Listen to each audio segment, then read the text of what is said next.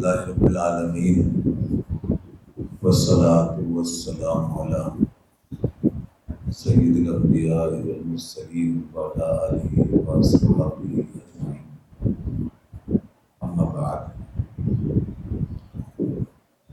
قال اللہ تبارک و تعالی کلامہ المجید والفرقان الحمید، محمد رسول اللہ والذین معه اشداء علی الکفار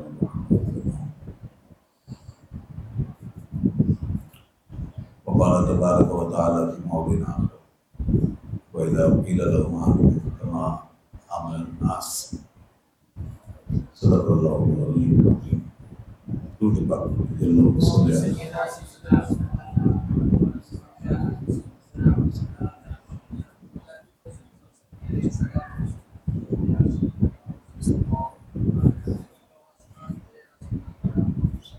صلاۃ کے بعد محترم جناب شیخ طریقت حضرت علامہ مولانا ظفر نقشبندی صاحب دامن برکاتہ العالیہ، معزز علماء کرام، مسجد قدر حضرت صاحب، ہر سال کی طرح اس سال بھی ہمارے جناب علامہ زبیر صاحب کی دعوت پر اس جگہ اس ادارے میں حاضری کا شرف حاصل ہو رہا ہے اور آقا کی زیارت نصیب ہو رہی ہے۔ یہ علمی و فکری آستانہ یہاں کے بارے میں ہر سال معلومات جب ریفریش ہوتی ہے تو سکون ملتا ہے، اچھا لگتا ہے اور خوشی ہوتی ہے کہ دین کا کام علمی انداز میں اور نسل نو کے لیے ایک بڑا تربیتی اور علمی فکری سلسلہ جاری ہو سکے۔ اللہ تعالیٰ ان کو ان کے تمام کیمپسز کو دن دنیا رات چوبیس رکھے گا۔ علامہ ظفر صاحب دامن برکاتہ نے جو بنیاد رکھی ہے علمی تعلیمی تربیتی نظام کی، اس کو جتنا فروغ ملے گا انشاءاللہ آنے والی نسلوں کو فائدہ ہوگا۔ اور جہاں جہاں بھی اس قسم کی بنیادیں اخلاص پر قائم کی گئی ہیں، محبت، ذوق شوق اور صحت اعتقاد اور صحت علم و عمل کے ساتھ، وہاں یقین اس کے فوائد و ثمرات ہماری آنکھوں کے سامنے بھی ظاہر ہوتے ہیں اور انشاءاللہ نسلوں تک باقی بھی ظاہر ہیں۔ تو آج 17 رمضان مبارک کی مناسبت سے سالانہ عید محفل جس میں بارہا گفتگو کی ہے اور آپ نے بھی سماعت فرمائی باتیں، اور ظاہر ہے کہ یہ ایک ایسی نسبت اور ایسا موضوع ہے صحابہ کرام کی عظمت اور شان اور اہل بیت اطہار کا ذکر، یہ تو نہ ختم ہونے والی دنیا ہے، ساری زندگی بھی اس میں ڈوبے رہیں تو اس کا حق ادا نہیں ہو سکتا، کیونکہ یہ نسبت اتنی بڑی ہے، جس بارگاہ سے تعلق ہے تو وہاں پر شانیں ہی شانیں ہیں، ہر تعلق کی اپنی شان ہے، ہر نسبت کا اپنا مقام ہے۔ صحابہ کرام علیہم رضوان جو ہیں اور اہل بیت اطہار، جب ہم صحابہ کہتے ہیں تو اس میں اہل بیت اطہار شامل ہوتے ہیں، یہ کوئی الگ الگ دو دھارے نہیں ہیں کہ دونوں کا رخ جدا جدا، ہاں کچھ خصوصیات ہیں جو اہل بیت اطہار کو حاصل ہیں، قرابت داری کی اور خاندانی جو رسول اللہ صلی اللہ علیہ وسلم کے خاندان علی شان سے تعلق ہے اور نسبت قرابت وہ اپنی جگہ ہے، مگر لوگ اس طرح تقسیم کرنے لگے ہیں جیسے صحابہ کوئی الگ ڈپارٹمنٹ ہے، اہل بیت کا کوئی الگ ڈپارٹمنٹ ہے اور دونوں کا کوئی تعلق نہیں ہوتا، اور بعض لوگ عجیب انداز میں کہ جیسے صحابی ہونا یہ کمتر درجے کی چیز ہے اور اصل شان تو اہل بیت ہونا ہی ہے۔ یہ تاثرات اب ملیں گے لوگوں کی باتوں میں، لوگوں کے قصیدوں میں، لوگوں کے جذبات میں، تو لوگ جو ہے اس طرح کی تبلیغ کر رہے ہیں، ایسا ماحول بنا ان کیفیات میں دوسروں کو بھی مبتلا کر، خود تو مبتلا ہو ہی گئے. اور اسی کو دین سمجھا جاتا ہے کہ جو ہم محسوس کریں یا ہم سب ہماری سمجھ میں آ جائے بس وہی دین ہونا چاہیے. تو سوال یہ ہے کہ صحابیت کس نسبت کا نام ہے، کس سے تعلق کا نام ہے؟ اہل بیت ہونا یہ کس سے تعلق کا نام ہے؟ ایک ہی ہستی، ایک ہی ذات، نبی پاک صلی اللہ علیہ وسلم کی صحبت و معیت یہی صحابیت، اور وہ اہل بیت کو بھی حاصل ہے. اور اہل بیت کو جب یہ صحابیت کا شرف حاصل ہے تو اسی سے پھر ان کی جو قرابت داری ہے پھر اس کے اندر لگایا ہے، پھر اس پہ وہ نور آیا ہے صحبت مبارکہ. اور یوں یہ پورا ہمارے لیے ادارہ بن گیا ہے نبی کریم صلی اللہ علیہ وسلم کے بعد دین کو اخذ کرنے. اور جہاں پہ صحابیت نہیں ہے، صرف قرابت داری ہے، تو یاد رکھیے کہ وہ قرابت داری جو صحابیت سے خالی ہے وہ صحابیت کے مقام کو نہیں پہنچ سکتی. یہ بات ذہن میں رکھیے. بعد میں جو تشریف لائے بزرگ اہل بیت اطہار آل پاک مصطفیٰ صلی اللہ علیہ وسلم، تو ظاہر و تابعین ہوئے، تبی تابعین، وہ صحابیت کے مقام کو نہیں پہنچ سکتے. چاہے وہ اہل بیت ہیں، آل رسول ہیں، امام ہیں، ائمہ ہیں، 12 امام ہیں، یا امام مہدی تک، وہ صحابی رسول کے مقام کو نہیں پہنچ سکتے. صحابی رسول کا مقام اتنا بڑا ہے، یہ بات ذہن میں رکھیے. تو اس لیے لوگ اس کو جیسے ڈی ویلیو کرتے ہیں، ڈی ویلیو کرتے ہیں. صحابی ہونا کون سی بڑی بات ہے، ماشاء اللہ. اور بعض بے ادب لوگوں نے اس طرح کی بات بھی کی کہ رضی اللہ عنہ کہنے والے اور ہوں گے، خیال کہ نعت خوان اور اس طرح کے قوالوں نے اور آج کے گویوں نے ایسے پیدا ہو گئے جو یہ باتیں کرتے ہیں، ہمارے عقیدے سے کھیلنے لگے. تو صحابیت ہونا ہی اصل ہے، اور اس کا جو شرف ہے وہی سب سے اعلیٰ ہے. نبوت کے بعد سب سے بڑا جو شرف ہے وہ صحابیت ہے. اور پھر دیکھیے کہ صحابہ کرام نے یا نبوت کے بعد پوری دنیا میں، نبوت اور رسالت کے بعد پوری دنیا میں جو سب سے افضل مقام ہے وہ حضرت ابوبکر صدیق رضی اللہ عنہ، ان کے برابر کوئی نہیں. یہ اس پر امت کا اجماع ہے، اتفاق ہے کہ آپ افضل البشر ہیں.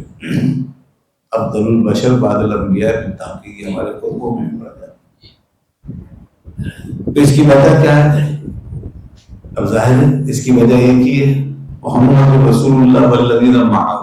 اللہ نے فرمایا کہ محمد صلی اللہ علیہ وسلم کے رسول ہیں، اور پھر وہ جو ان کے ساتھ ہیں، تو ان کی شان کے اوصاف کیا ہے یہ بیان کی. تو معہ کہہ کر بتایا کہ ان کا اصل مقام معیت ہے، صحابیت ہے. اور حضرت ابوبکر صدیق کے لیے خاص طور پہ اذ یقول لصاحبہ ہی آ گیا.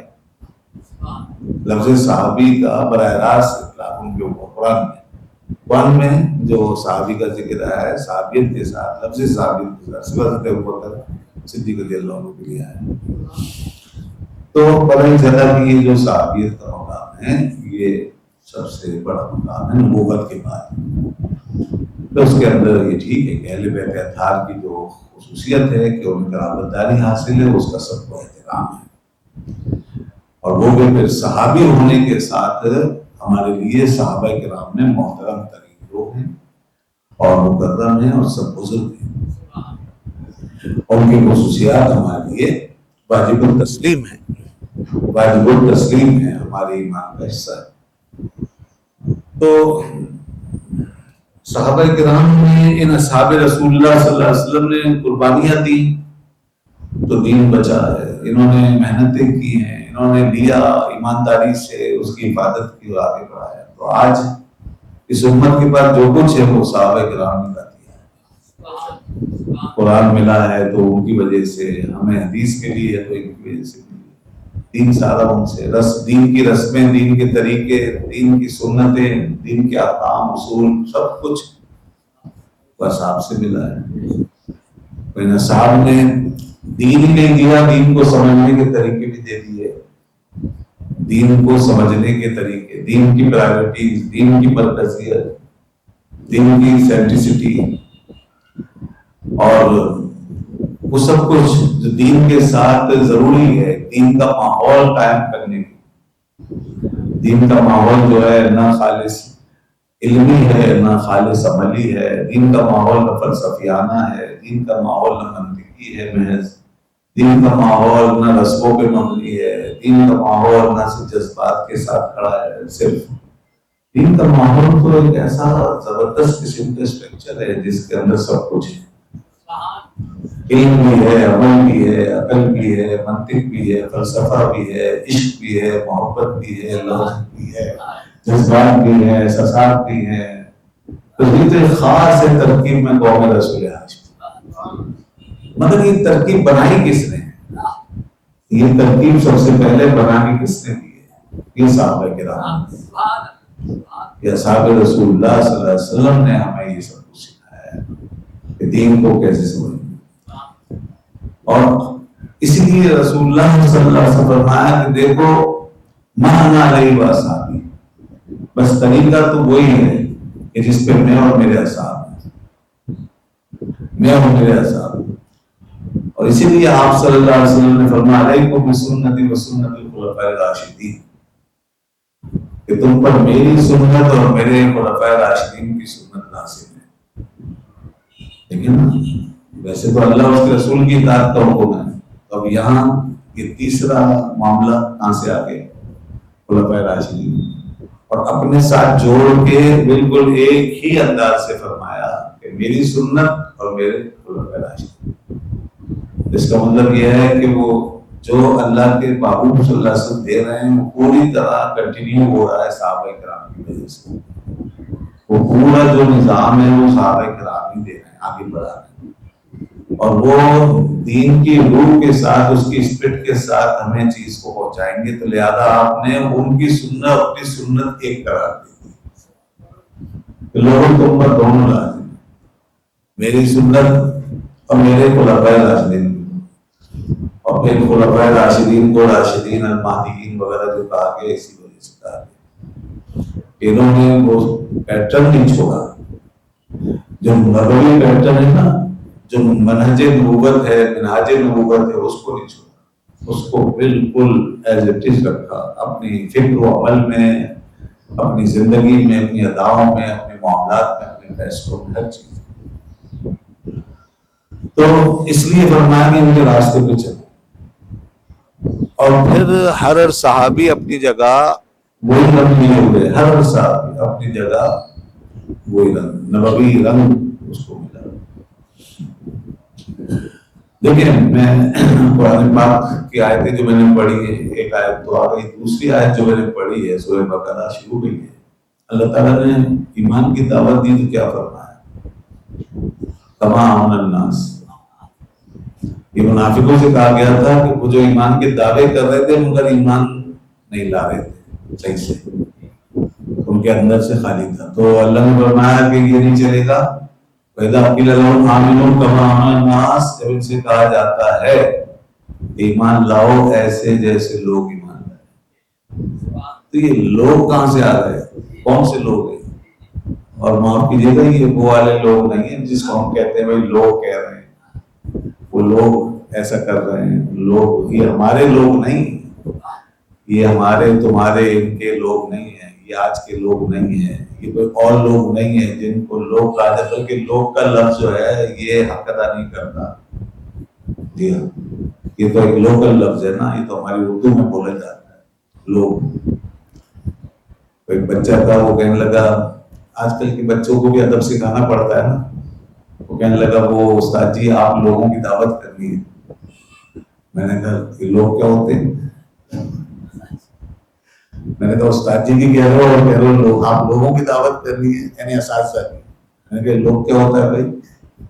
کہہ رہے نہیں سوری، کہا ایسے نہیں بولتے، آپ حضرات کی دعوت کرنی ہے، اساتذہ کی دعوت کرنی ہے، یہ طریقہ ہوتا ہے، بڑوں کے لیے اس طرح نہیں بولتے۔ یہ لوگ کا لفظ بھی عجیب ہے، تو یہ تو ہر جگہ بولا جاتا ہے، تو یہاں پر ہم عرف عام کی وجہ سے ایسا کہہ دیتے ہیں، مگر اس کی حقیقت کو سمجھے۔ اللہ نے فرمایا کہ وہ جن کو کہا جا رہا ہے ناس کے ایسے ہی مان لو، یہ ہیں جناب کون؟ انسان۔ ناس کا مطلب انسان، جس کو ہم نے لوگ کہا وہ انسان۔ تو دیکھیے قرآن کہہ رہا ہے کہ یہ جو انسان ہے نا تمہارے اندر، منافقوں سے کہا جا رہا ہے یہ جو انسان ہے، کون؟ صحابہ کرام۔ یہ جو انسان ہے، انسانوں کا گروہ، ان کی طرح ایمان کما آمن الناس۔ تو ایک تو یہاں یہ بتایا کہ انسان، جیسے کبھی کسی کے لیے کوئی جنس خاص کی جاتی ہے نا، تو وہ سمجھ لیں کہ اس جنس میں سب سے زیادہ باکمال ہوتا ہے، اس لیے وہ جنس خاص کی جاتی ہے۔ یہ ایک ادبی نقطہ ہے۔ جیسے کسی کو آپ کسی کی مردانگی بتانی ہو نا، کوئی بہت بڑا بہادر مرد ہو تو کہتے ہیں کہ تو مرد ہے، نہیں مرد، یہ مرد ہے۔ کبھی کہتے ہیں مرد کا بچہ ہے، کہتے نہیں کہتے، اس کا کیا مطلب ہے؟ کیا اور لوگ مرد نہیں ہیں؟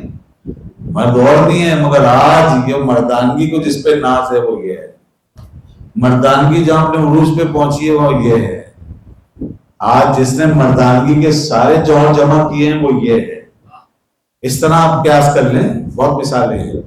تو اللہ جن لوگوں کو انسان فرما رہا ہے نا، تو اسی وجہ سے فرما رہا ہے انسان۔ جیسے یہ انسان ایمان لائے تو مطلب کیا ہوا کہ ویسے کہلانے کو تو اور بھی بہت انسان ہیں اور آتے رہیں گے، مگر آج انسانیت جہاں مکمل ہو گئی ہے وہ میرے نبی کے اثار، جہاں انسانیت معراج پہ پہنچ چکی ہے، جہاں انسانیت کا سارا کمال جمع ہو چکا ہے، وہ یہ ہے انسانیت کے ماتھے کا جھومر، یہ اصحاب رسول اللہ، ان کو اس طرح انسان کہہ کر کے پھر یہ مقام بتایا، تو اس کے بعد جو دعوت دی ہوئی ہے ایسے ہی مان لو، ایسے جیسے یہ لائے۔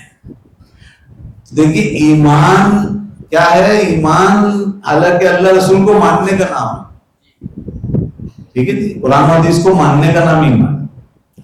تو کوئی یہ نہیں کہہ سکتا بھائی میں اپنی مرضی سے مانوں گا، یہ آیت بتا رہی نہیں ایسے مانو جیسے انہوں نے مانا، انہوں نے جیسے مانا ایسے، ورنہ بھٹک جاؤ گے، مان کے بھی نہیں مان پاؤ گے، جان کے بھی نہیں جان پاؤ گے، کچھ ہاتھ نہیں آئے گا جب تک ایسے نہیں مانو گے جیسے میرے نبی کے اصحاب نے مانا۔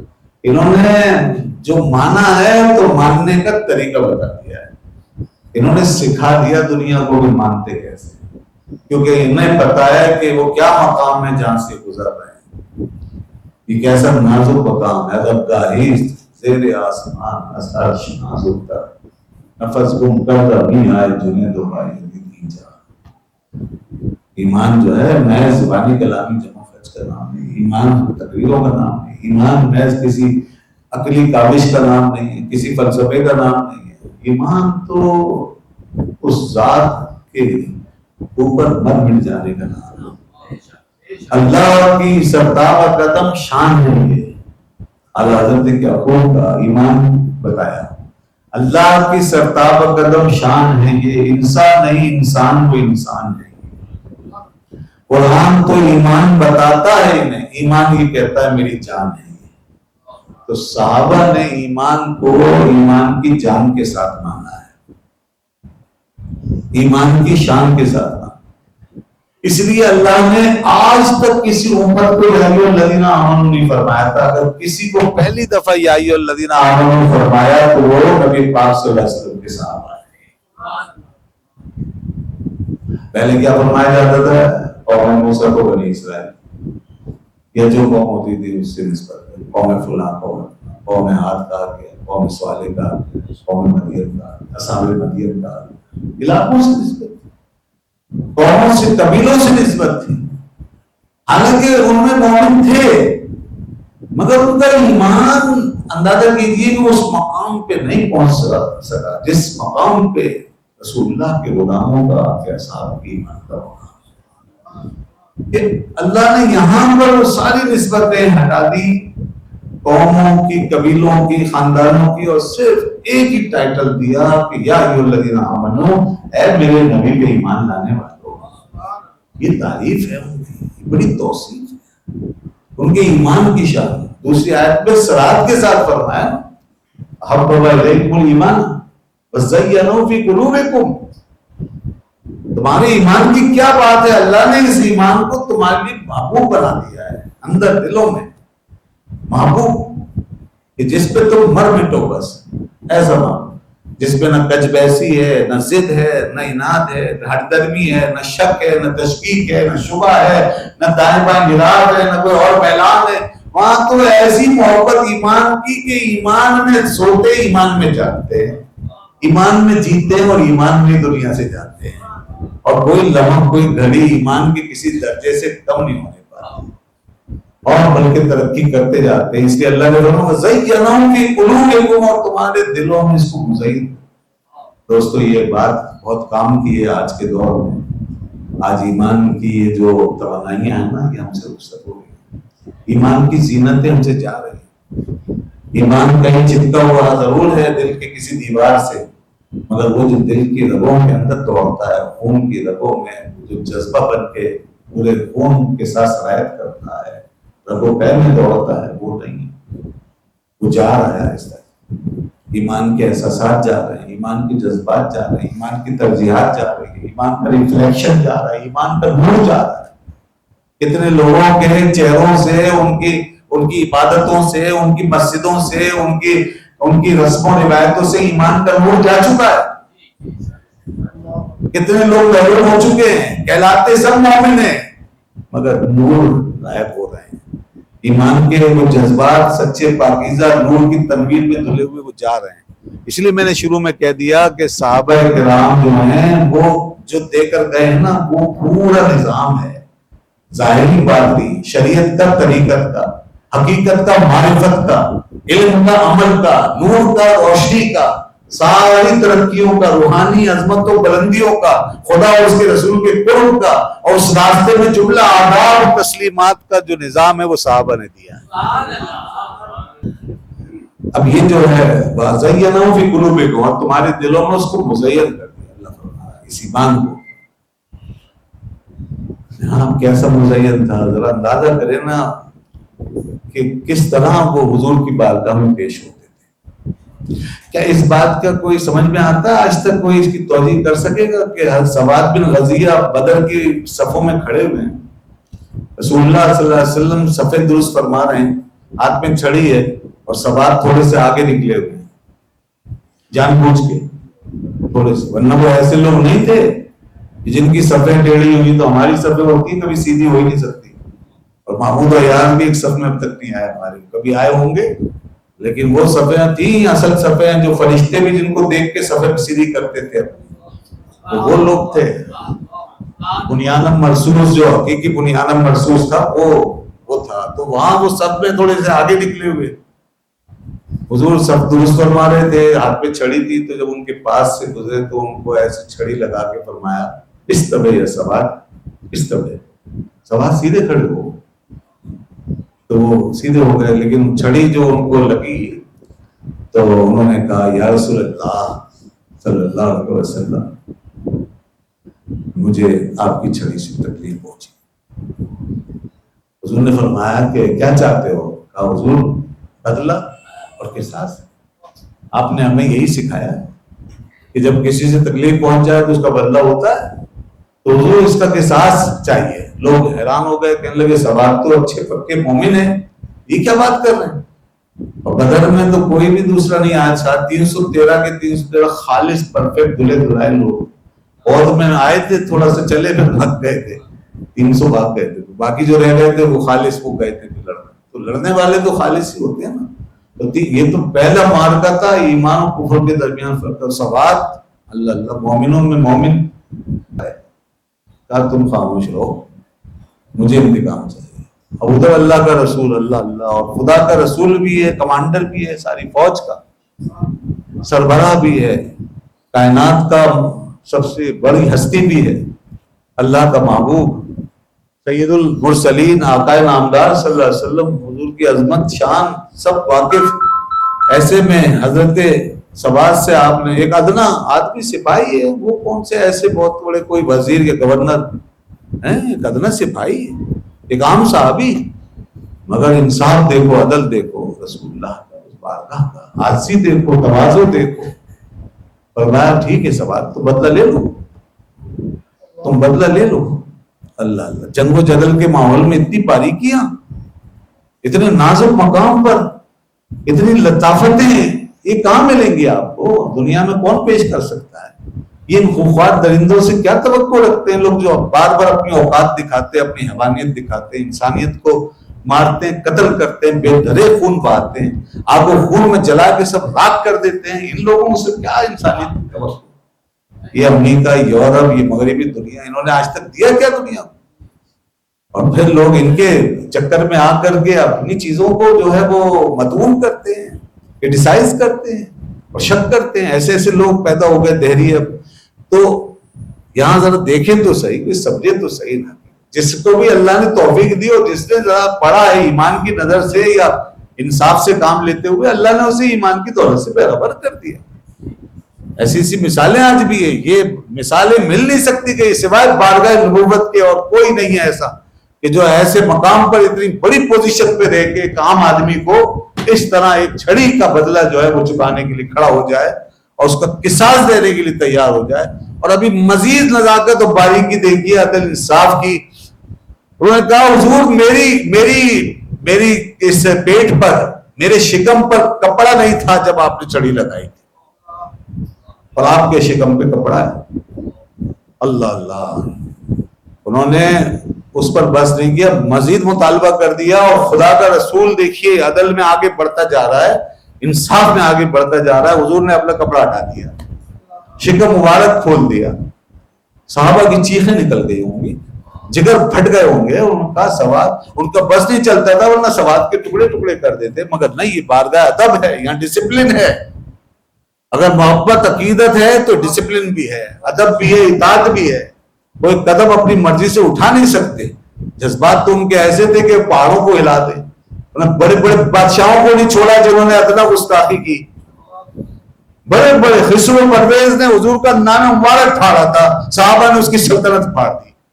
کہا ہمارے پیغمبر کا نام مبارک پھاڑنے والا تو, ایک ذلیل دنیا کا کتا, وہ اللہ کے رسول کا خط مبارک پھاڑ دے. نہیں چھوڑا اس کو, جا کے اس کی سلطنت پھاڑ دی, ٹکڑے ٹکڑے کر دیے. یہ وہ اصحاب تھے. لیکن ڈسپلن بھی دیکھیے ان کا لاجواب, ادب احترام کے ساتھ اطاعت بھی دیکھیے بے مثال. وہ اندر چیب جبی ہو رہے ہیں, دانت پیس رہے ہیں, جگر پھٹ رہے ہیں, آنکھیں بہ رہی ہوں گی, مگر مجبور ہیں, دیکھتے جا رہی ہے ہو کیا رہا ہے. ان کا محبوب, اللہ کا محبوب پیغمبر, ان کا قائد مرشد رہبر آج اپنا سینہ کھول کے ایک عام سے آدمی کے سامنے کھڑا اور ایک سپاہی سے اس کا قصاص ادا کروا رہا ہے. چنانچہ سواد نے چھڑی پکڑی ہوئی ہے, حضور سامنے تشریف فرمائے کھڑے ہوئے ہیں, اور آپ نے شکم مبارک کھولا ہوا ہے اور فرمایا سواد لو, اپنا انتقام لے لو. اور یہ چھڑی جیسے میں نے تمہارے ماری ہے, چپوئی ہے, ایسے تم بھی میری یہاں چپو دو, تمہیں کوئی کچھ نہیں کہے گا. لیکن سواد تھے, وہ کما امن الناس والے لوگ تھے جناب. میں نے کہا نا ایمان سکھا گئے وہ, اس لیے اللہ نے فرمایا بڑے ناز سے ایسے ایمان لاؤ. انہیں چھڑی پھینکی, آگے بڑے, حضور کے شکم مبارک سے چمٹ گئے اور خوب بوسے لے رہے تھے سینہ پاک کے اور شکم مبارک کے. حضور کے سینے سے چمٹ کر کے وہ رو رہے تھے اور اپنے جسم کو حضور کے جسم سے مس کرتے تھے, اپنا منہ جگہ جگہ ملتے تھے, حضور کے انوار و تجلیات اپنے جسم سے لگاتے تھے, حضور کا نور لیتے تھے, حضور کی خوشبو لیتے تھے, حضور کی برکتیں لیتے جاتے, روتے جاتے. حضور نے فرمایا سواد یہ کیا کر رہے ہو؟ عرض کی یا رسول اللہ, کس کی مجال ہے کہ جو آپ سے انتقام کی بات کرے؟ حضور آپ سے کون انتقام لے سکتا, ہم آپ کے غلام, ہمارا سب کچھ آپ پہ قربان. میں نے تو یہ ساری تمید اس لیے باندھی تھی کہ آج آخری وقت ہے, بس یہ دل چاہ رہا تھا کہ مرنے سے پہلے رسول خدا کے جسم سے اپنے جسم کو ملا کے چلا جاؤں, کوئی لمس و مس مجھے مل جائے, آپ کے جسم مبارک کی برکت مجھے حاصل ہو جائے. بس یہ آخری خواہش تھی. اب بس میں اپنے مشن پہ روانہ ہوتا ہوں اور آگے جو اللہ نے لکھا اس کا انتظار کر رہا ہوں. تو یہ وہ لوگ تھے جناب, ایسے ایسے لوگ. اب اس مقام پر جہاں سب کچھ لٹا چکے ہیں, وہاں پر بھی یہ خواہشیں ان کی کہ کہیں سے کوئی برکت ملے, رسول خدا صلی اللہ علیہ وسلم سے کوئی نسبت حاصل ہو, ہماری عقیدت و محبتوں کی تشنگیاں ہیں کہیں سے بجھے. یہ ان کا عالم. اس کو کہتے ہیں ایمان. اللہ کی سرتابہ قدم شان ہے یہ. انسان نہیں، انسان وہ انسان ہے. یہ ایمان، قرآن تو ایمان بتاتا ہے انہیں، ایمان یہ کہتا ہے میری جان ہے. ایمان اس طرح جھومتا ہے اپنی جان کے لیے، اس کو ایمان. وہ ایمان ہی کیا جو جس سے گستاخی ہو جائے، وہ ایمان کیا جو منحرف ہو جائے، وہ ایمان کیا جو عقلوں پہ تولا جائے، وہ ایمان کیا ہے جو دنیا کے پیمانوں پہ بک جائے، جو لالچ میں آ جائے، تما میں آ جائے، جو معبود کو چھوڑ کے بھاگ جائے. وہ ایمان نہیں. صحابہ نے جو ایمان سکھایا وہ یہ ہے کہ انہیں جانا انہیں مانا، انہیں جانا انہیں مانا، نہ رکھا غیر سے کام، للہ الحمد میں دنیا سے مسلمان گیا. یہ وہ ایمان. عروہ بن مسعود ثقفی رضی اللہ عنہ، آپ نے نام سنا ہوگا. حدیبیہ کے مقام پر قریش کی طرف سے قاصد بن کر آئے. حدیبیہ کے مقام پر، بس آخری بات عرض کر رہا ہوں، قاصد بن کے آئے قریش کی طرف سے، پیغام لے کر آئے. ابھی مسلمان نہیں ہوئے، کچھ عرصہ یہاں رہے، کچھ وقت یہاں گزارا. حدیبیہ سفر کا ایک موقع تھا، کچھ وقت گزارا ہے اور دیکھا، سب دیکھ رہے ہیں. اہل عرب ویسے بھی بہت گہری نظر سے دیکھتے تھے چیزوں، فطرت کے لوگ تھے، فطرت کے ماحول میں رہتے تھے اور انسانی دنیا کا بہت گہرا مشاہدہ رکھتے تھے. اب تو ٹیکنالوجی کا دور ہے نا، ہم حقیقت سے بہت دور ہو گئے، تو سب کو اس پہ دیکھتے ہیں. ہمارا فطری مشاہدہ ختم ہو رہا ہے، لوگوں کی پہچان ختم ہو رہی ہے. اس زمانے میں وہ تو انہی چیزوں کو زیادہ اور سے دیکھتے، ایک ایک چیز دیکھتے جا رہے تھے. اور اس کے بعد جب یہاں سے وہ گئے ہیں تو جانے کے بعد انہوں نے قریش کے دربار میں جو پیغام پہنچایا، معلوم وہ کیا تھا؟ سنیے ذرا. کما آمن الناس، اللہ نے فرمایا ایسے ایمان لاؤ. جس کا اعتراف کرے گا منکر بھی، پتھر دل بھی بولیں گے کہ یہ ہے. دیکھیں کیا لوگ ہیں کہ عروہ بن مسعود وہاں جا کے کہنے لگے کہ اے قریش مکہ، اے سرداران قریش، ایک بات سن لو، تم نے مجھے بھیجا تھا وہاں کی خبر گیری کے لیے، پیغام رسانے، مگر میں نے جو کچھ دیکھا ہے وہ کچھ اور ہی چیز ہے. میں نے بادشاہوں کے دربار دیکھے ہیں، اللہ کی قسم، تم نے مجھے وہاں بھیجا، یہاں بھیجا، کیسر و کسریٰ کے درباروں میں بھیجا، میں نے یہ سب دیکھا، مگر میں نے جو محمد مصطفیٰ کے اصحاب کا حال دیکھا وہ کسی دربار کا حال نہیں دیکھا. جو وہاں نظارہ میں نے دیکھا ہے وہ عجیب سرفروش لوگ ہیں.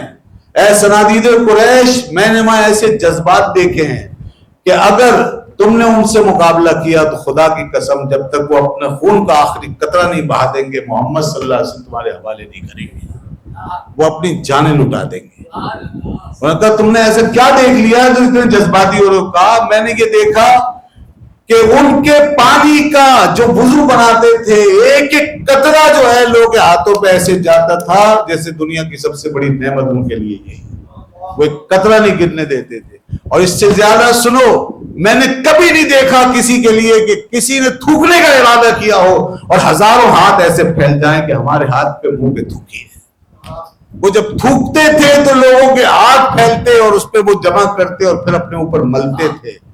وہ ٹوٹ پڑتے تھے ان پر، وہ ان کی گردے راہ سے ایک ایک ایک ذرہ چومتے تھے، وہ ان کے ایک ایک نشانے قدم کی حفاظت کرتے تھے، وہ ان سے جھرنے والے پانی پسینے کے ایک ایک قطرے کو اپنے دل و جان سے عزیز رکھتے تھے، اپنی زندگی کی ہر قیمت پر حاصل کرنا چاہتے تھے. وہ جس کے پاس ان کا تبرک و برکت نہیں آتا تھا وہ ہاتھ پہ ہاتھ مل کے دوسرے کو برکت پہنچاتے تھے. میں نے کہا میں نے کسی کیسر کسریٰ کے دربار میں یہ نظارے نہیں دیکھے. ایسے لوگ محمد صلی اللہ علیہ وسلم کو تمہارے حوالے کیوں کر سکتے ہیں؟ وہ اپنا خون بہا دیں گے، اپنے بیوی بچوں کو لٹا دیں گے، سب کچھ قربان کر دیں گے، جب تک ان کے دم میں دم ہے وہ محمد صلی اللہ علیہ وسلم پر ایک آنچ نہیں آنے دیں. چنانچہ سارا دربار، وہاں کے لوگ حیران رہ گئے. پھر یہی وجہ ہے، دیکھیے یہاں سے ایمان پھیلتا ہے، یہی کچھ ہے. حضور سے تعلق ہی جو ہے اصل دین کی تبلیغ ہے. اتنے متاثر ہوئے حضرت عروہ بن مسعود بات نہیں مان لیا ہے. اس طرح بہت ہوا. لوگ آج بھی یہ باتیں پڑھتے ہیں تو ہمارے تو ایمان زندہ ہوتے ہیں، بے ایمان دیکھتے پڑھتے حیران ہوتے ہیں. اور بہت سے لوگ پھر مانتے ہیں کہ واقعی نبی پاک صلی اللہ علیہ وسلم جو کچھ لائے ہیں وہ اللہ کی طرف سے لائے ہیں. آپ کی محبت سچی ہے، آپ کی تعلیم تربیت مکمل کامل و اکمل ہے. تو ایسے بہت واقعات ہیں صحابہ اکرام کی محبتوں کے، ان کے ایمان افروز زندگیوں کے اور ان کی قربانیوں کے واقعات. انہوں نے ہر جگہ قربانیاں پیش کی ہیں اور یہی وجہ ہے کہ آج دین ہم تک پہنچا. آج لوگوں نے دین لے لیا مگر پتہ نہیں کیا کیا چھوڑ دیا, اور دین کو کیا سمجھ لیا کہ انہوں نے اپنا کوئی جیسے ایک علمی ڈیبیٹ سمجھ کے لے لیا ہے, یا کسی نے کوئی اپنے مدرسوں کی حد تک دین سمجھا ہے, اپنی مسجدوں یا اپنے فرقوں کی حد تک, یا اپنے خاندانوں کی حد تک. جی بس یہ سب ہو رہا ہے. اپنی اپنی مرضی ترجیحات سے چیزوں کو لے رہے ہیں, پک اینڈ چوز کر رہے ہیں. ہم کہتے ہیں اس بات پہ غور کرو کہ صحابہ کرام کے مقام مرتبے کو سمجھیں, ان کو درمیان میں رکھیں. بغیر اصحاب رسول اللہ کے رسول اللہ تک رسائی کا کوئی راستہ نہیں, اللہ رسول تک پہنچنے کا کوئی ذریعہ نہیں ہے اصحاب کے بغیر. اس لیے آخری بات عرض کرتا ہوں, حضور نے فرمایا اصحابی کالنجوم, میرے صحابہ تو ستاروں کی طرح ہیں. ستارے کیا کرتے ہیں؟ راستہ دکھاتے ہیں. تم ان میں جس کا بھی دامن پکڑو گے ہدایت پاؤ گے. اس لیے اعلیٰ حضرت فاضل بریلوی نے فرمایا کہ اہل سنت کا ہے بیڑا پار, اصحاب حضور نجم ہے اور ناؤ ہے عطرت رسول اللہ کی. تو ہم ایسی محبت اہل بیت کے قائل نہیں ہیں کہ جو ہمیں صحابہ کرام کا گستاخ بنا دے. کوئی بھی محبت اہل بیت کا مطلب اگر یہ لیتا ہے کہ امیر معاویہ یا کسی کے بارے میں گستاخی کا اسے سرٹیفکیٹ دیا گیا ہے, مل گیا ہے, کوئی اگر آل رسول ہو کر کے یہ سمجھتا ہے کہ مجھے صحابہ کرام کی عزتوں سے کھیلنے کی اجازت مل گئی ہے, نعوذ باللہ وہ سچا آل رسول ہو ہی نہیں سکتا.